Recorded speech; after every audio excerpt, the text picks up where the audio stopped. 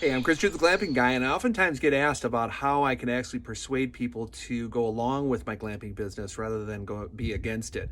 I talk to inspectors and planning people and neighbors and relatives who think I'm just crazy for doing what I'm doing. I oftentimes have just the right way to talk to them. It's called Magic Words because it's actually from a book called Magic Words, written by Jonah Berger. He calls it How to Answer the Word Can't, because that's what they say to you sometimes.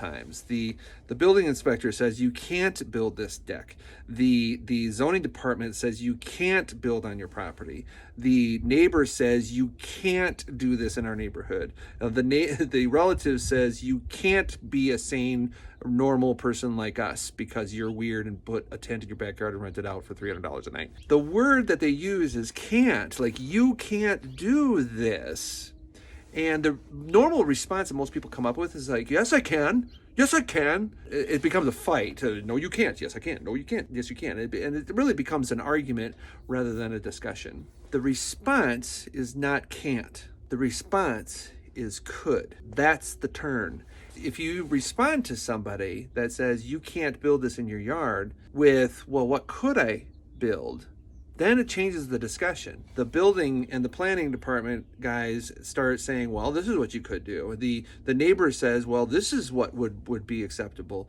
Your relative says, well, gosh, I don't know. How about you tell me? It doesn't become a debate and a fight over who's right and who's wrong. This happened to me early on in my glamping operation when I wanted to build out my tent deck. I wanted to build a floating deck and not have footers drilled into the ground with a bunch of concrete. I wanted to have it just floating on concrete block. They said you can't do that. Now, I could have gotten irate. Well, why not? And then argued with them about their code, which they know like the back of their hands. And it could become a fight that would be awkward and not helpful. Instead, I asked the question, well, what could I do? And that led me to solutions that I actually applied. You could decrease the size of your tent and build a smaller deck. You can have floating decks that are under 200 square feet. So I said, oh, well, that's interesting. Well, what else could I do? You could build a garden bed of sorts and landscape it in and have it on flat ground, maybe a concrete slab or something like that. That's what you put your tent on.